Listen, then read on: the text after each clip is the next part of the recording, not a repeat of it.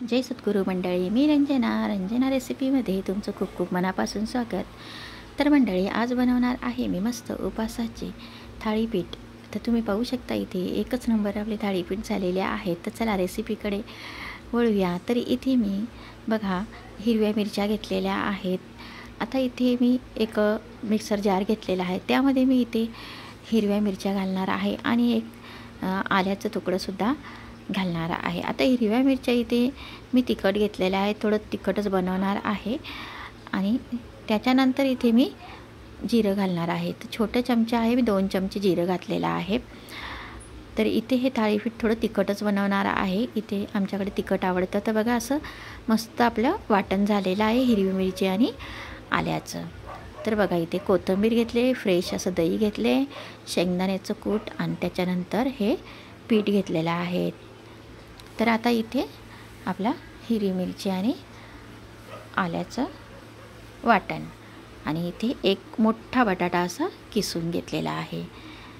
तर चला आता आपण इथे हे पीठ जे घेतलेलं आहे ते साबुदाणा, राजगिरा आणि भगर असं मिक्स पीठ आहे. तर हे बाजारात कुठेही मिळू शकतं. तर इथे मी पीठ घालून घेतलेलं आहे, पाहू शकता तुम्ही. तर आता त्यानंतर आता आपण घालून घेऊया इथे हिरवी मिरची आणि आल्याचं वाटण. आता बघा इथे फ्रेश असं दही घेतलेलं आहे. दही तुमच्या अंदाजाने तुम्ही कमी जास्त करू शकता. इथे मी अर्धी वाटी दही घेतले. आता इथे जो किस केलेला आहे बटाट्याचा तो घालून घेऊया. इथे एकच मी मोठा बटाटा घेतलेला आहे. आता आपण हा किस पण घालून घेऊया. आता आपण इथे शेंगदाण्याचा कूट घालणार आहे. शेंगदाण्याचा कूटही आपल्या आवडीने कमी जास्त करून घालायचा आहे. त्यानंतर इथे फ्रेश अशी कोथिंबीरसुद्धा घालून घेते. खूप छान लागतात हे थालीपीठ एक कच्चा बटाटा घालून. तर मी मागे ही रेसिपी केली होती, तर आता थोडी वेगळ्या पद्धतीने आहे. आता चवीनुसार मीठ घालून घेतलेलं आहे. आता हे सर्व मिक्स करून घ्यायचं आहे आपल्याला. आता हे मिक्स करून घेतल्यानंतर थोडं थोडं पाणी घालून इथे आता आपल्याला असं मिक्स करून घ्यायचं आहे. हे पाहू शकता तुम्ही, थोडं थोडं असं पाणी घालून आपल्याला हे बॅटर असं मस्त तयार करून घ्यायचं आहे. आता मी हातानेच असं सर्व मिक्स करून घेतले, कारण छान आपल्याला हाताने जमतं. तर आता इथे पॅन ठेवलेला आहे मी, म्हणजे तवा आहे हा. तर इथे आता हे बॅटर आपण टाकून घेऊया. याच्यामध्ये आणखीन तुम्ही पाणी घालू शकता. थोडं घट्ट झालेलं आहे, तर आपल्याला हाताने असं आकार द्यायचा आहे. तर इथे आपण थोडे चित्र पाडून घेऊया, म्हणजे आपल्याला तेल त्याच्यामध्ये सोडता येईल. तर इथे आता तेलाचा आजूबाजूने आपल्याला सोडून घ्यायचं आहे तेल, आणि मधीसुद्धा इथे चित्रांमध्ये पण टाकून घ्यायचं आहे, म्हणजे सर्वकडनं आपल्याला तेल लागेल. हे पहा. तर अशा पद्धतीने आता आपली एक बाजू आपल्याला झाकून ठेवायची आहे फक्त 1 मिनिटाकरता, आणि मग 1 मिनिटानंतर आता आपण हे साईड पलटी मारून घेऊया. खूप सुंदर झालेला आहे बघा, मस्त. तर इथे कच्चा बटाटा घातल्यामुळे थोडा आपल्याला वेळ लागेल.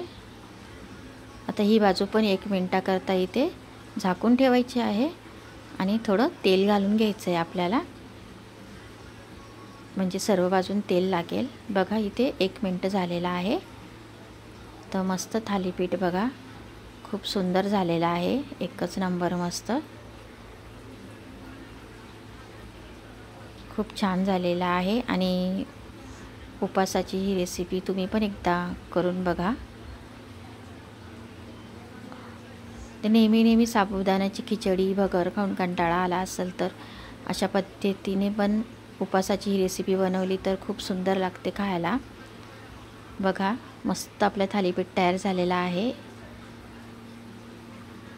आता आपण इथे काढून घेतलेला आहे. आता त्याच पद्धतीने आपण दुसरंही थालीपीठ असंच बनवून घ्यायचं आहे. आता या बॅटरमध्ये मी थोडं पाणी घातलेलं आहे.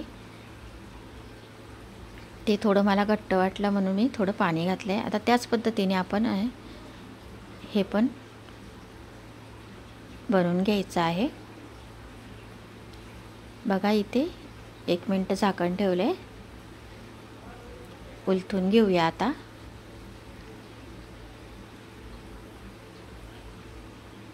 बघा इथे उलटून घेतलेला आहे मी. मस्त तेल सोडून घ्यायचं आहे आपल्याला. तेलाऐवजी तुम्ही तूप जरी घातलं तरी टेस्टी लागतं खायला. याबरोबर तुम्ही कुठलीही उपवासाची चटणी बनवू शकता, शेंगदाण्याची, खोबऱ्याची. बघा मस्त झालं आहे. अशाच पद्धतीने मी आता या सर्व थालीपीठ बनवून घेणार आहे. तर मंडळी, थालीपीठ आपलं तयार झालेलं आहे आणि त्याबरोबर मी दही घेतलेला आहे. खूप सुंदर असं लागतं दहीबरोबर. रेसिपी कशी वाटली नक्की कमेंटमध्ये सांगा. लाईक शेअर करा, सबस्क्राईब करा. चला तर मग बाय बाय, भेटू पुढच्या व्हिडिओत.